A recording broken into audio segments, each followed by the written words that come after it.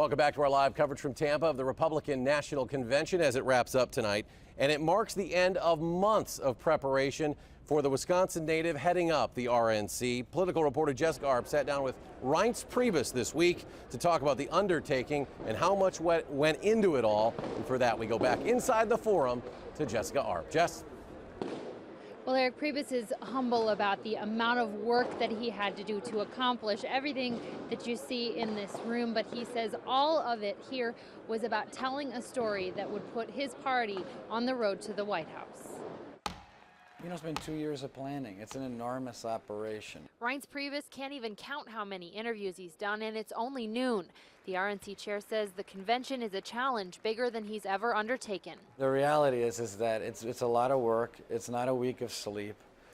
You're putting out fires, so I'm kind of like a professional firefighter right now, except they're just little political fires. The Kenosha native and Wisconsin lawyer took over an RNC in trouble in January of 2011 as convention planning was ramping up. The first thing I did is I came down to Tampa, and unfortunately I had to let go of everyone down in Tampa that were spending too much money down here, and we fixed the problems with the convention, and now we're where we're at after 2 years of working. We were over $25 million of debt at the RNC.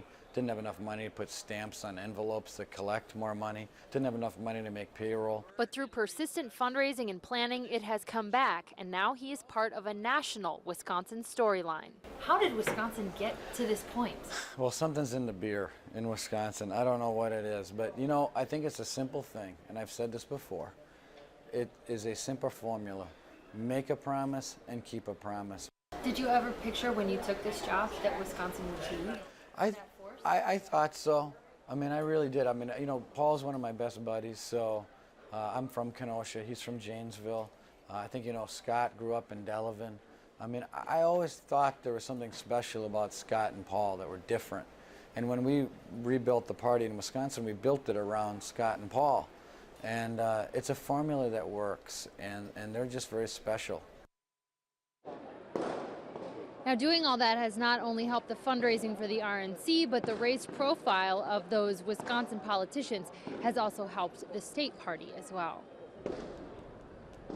And Jess, I know one of the most talked about things from all the reporters around here this week, he has one of the most difficult to pronounce names on the political scene today. Well, that's right. He's been, you know, picked on by various national comedians because of his name. He jokes that his name is what happens when a Greek and a German get married and have to name a child.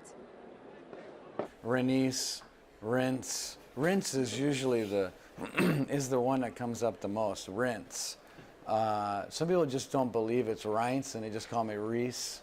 They figure, well, maybe it's just Reese. You know, who knows? It's definitely a bunch of letters that don't normally belong together, but in my case, it's what my parents named me.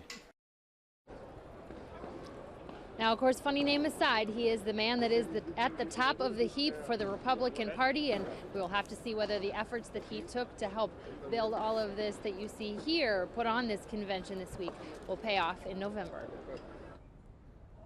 One of those names we still think about before we say it every time on the air. Reince Priebus.